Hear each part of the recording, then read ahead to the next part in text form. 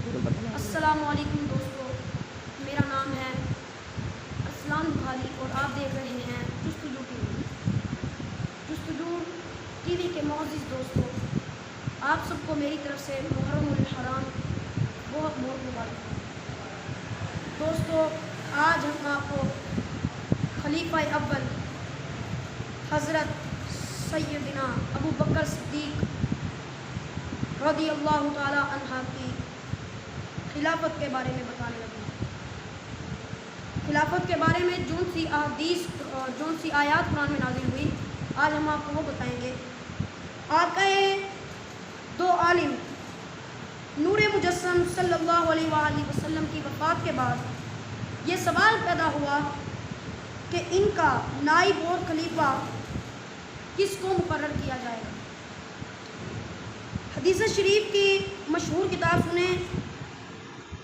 باحیکی میں حضرت ابو سعید رضی اللہ عنہ سے روایت ہے کہ خلافت کے معاملے کو حل کرنے کے لیے صحابہ کرام رضوان اللہ علیہ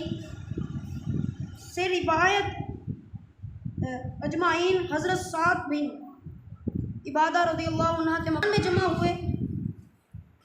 جس میں حضرت ابو بکر صدیق رضی اللہ عنہ، حضرت عمر فاروق اعظم، حضرت عثمان غنی اور حضرت علی المرتضیٰ شیر خدا اجلائے صحابہ میں موجود تھی۔ سب سے پہلے ایک انصاری کھڑے ہوئے اور انہوں نے لوگوں سے اس طرح خطاب کیا کہ اے مہاجرین، آپ لوگوں کو معلوم ہے کہ جب رسول صلی اللہ علیہ وسلم آپ حضرات میں سے کسی شخص کو کہیں کا عامل مقرر فرماتے تھے تو انصار میں سے بھی ایک شخص کو اختصاص کر دیا جاتا تھا۔ لہٰذا اسی طرح ہم چاہتے ہیں کہ خلافت کے معاملے میں بھی ایک شخص مہاجرین اور دوسرا شخص انصار سے ہو۔ پھر ایک دوسرے انصاری کھڑے ہوئے اور انہوں نے بھی اس قسم کی تقریر فرمائی تھی۔ ان لوگوں کی تقریروں کے بعد حضرت زید بن ثابت رضی اللہ عنہ کھڑے ہوئے اور انہوں نے فرمایا، حضرات، کیا آپ لوگوں کو معلوم نہیں ہے کہ رسول صلی اللہ علیہ وآلہ وسلم مہاجرین میں سے تھے، لہٰذا ان کا نائب صدر بھی مہاجرین میں سے ہونا چاہیے۔ اسی طرح ہم لوگ پہلے حضور صلی اللہ علیہ وسلم کے معاون و مددگار رہے، اب اسی طرح خلیفہ رسول کے مددگار رہیں گے۔ یہ فرمانے کے بعد انہوں نے حضرت ابو بکر صدیق رضی اللہ عنہ کا ہاتھ پکڑا اور کہا کہ اب یہ تمہارے والی ہیں، اور پھر حضرت زید بن ثابت رضی اللہ عنہ نے آپ سے بیعت کی۔ اس کے بعد حضرت عمر رضی اللہ عنہ نے اور پھر تمام انصار و مہاجرین نے آپ سے بیعت کی۔ دوستو، ہم آپ کو بتائیں گے آپ رضی اللہ عنہ کی خلافت پر آیات قرآن میں حضرت ابو بکر صدیق رضی اللہ تعالی عنہ کی خلافت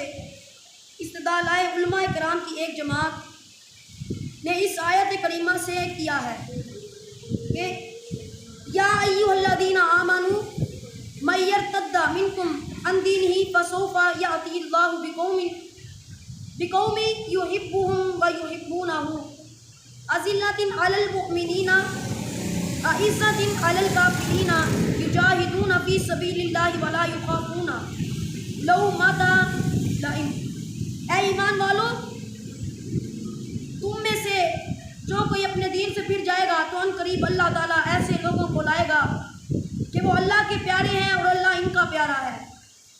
وہ لوگ مسلمانوں پر نرم ہوں گے اور کافروں پر سخت، یعنی کہ آپس میں وہ بہت پیار سے رہیں گے، بہت اخلاق سے رہیں گے، لیکن دشمنوں کو وہ ڈنڈا دے کے رکھیں گے، تو دشمنوں کے اوپر سخت رہیں گے۔ اللہ کی راہ میں وہ لوگ جہاد کریں گے اور کسی ملامت کرنے والے کی ملامت سے نہیں ڈریں گے۔ مفسرین کرام اس آیات کریمہ کی تفسیر میں فرماتے ہیں کہ کون سے مراد حضرت ابو بکر صدیق رضی اللہ عنہ کے اصحاب ہیں کہ حضور صلی اللہ علیہ وآلہ وسلم کی وفات کے بعد جب کچھ عرب اسلام سے برگزشتہ ہوئے تو حضرت ابو بکر صدیق رضی اللہ تعالی عنہ اور ان کے اصحاب ہی نے مرتدوں سے جہاد کیا اور پھر ان کو مسلمان بنایا۔ اور حضرت ابو قتادہ رضی اللہ عنہ نے فرمایا کہ رسول صلی اللہ علیہ وسلم کے وصال فرمانے کے بعد جب عرب کے کچھ لوگ مرتد ہوئے اور حضرت ابوبکر صدیق نے ان سے قتال فرمایا، تو اس زمانے میں ہم لوگ آپس میں کہا کرتے تھے کہ یہ آیت کریمہ فَسَوْفَ يَأْتِي اللَّهُ بِقَوْمٍ يُحِبُّونَ فَسَوْفَ يَأْتِي اللَّهُ بِقَوْمٍ يُحِبُّهُمْ وَيُحِبُّونَهُ حضرت ابوبکر صدیق اور ان کے اصحاب ہی کی شان میں نازل ہوئی ہے۔ اور آپ سپارہ نمبر 26 رکوع نمبر 10 میں ہے کُلَّ مُخَلَّفِينَ مِنَ الْأَعْرَابِ سَتُدْعُونَ إِلَى الْقَوْمِ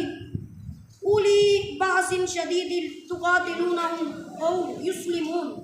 ترجمہ یعنی ان گواروں سے فرماؤ جو کہ پیچھے رہ گئے، ان قریب تم ایک سخت لڑائی والی قوم کی طرف بلائے جاؤ گے کہ ان سے لڑو یا